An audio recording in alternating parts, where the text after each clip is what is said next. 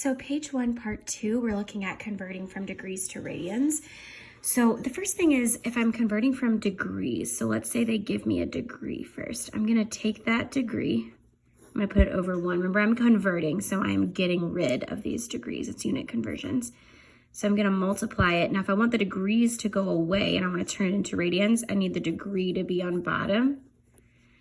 And then I want the radians on top, so that the degrees end up canceling, right? So the conversion factor here we talked about is 360 degrees. Why do we use 360? Because that's a circle, right?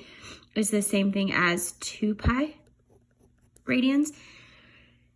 And then 180, if I divide by 2 here, right, I see that half a circle, 180 degrees, is the same thing as pi radians. You can use either of these conversion factors, but I'm going to use 180 and pi, and we talked about this before because it's just simpler. It's going to make my math easier. So that means if I start with degrees, I want my 180 over pi to look like this so that the degrees can cancel out.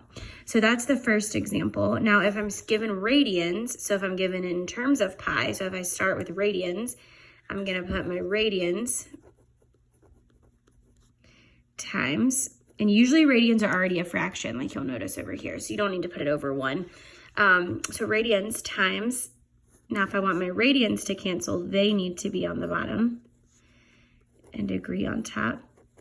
So my 180 goes on top, and then my pi goes on the bottom, and then the radians cancel, and I'll be left with degrees. So go ahead and try 1 and 2, and then you can check your answers at the bottom of page 3. If you need more practice, there's more practice with this on page 3 as well, right here at the top.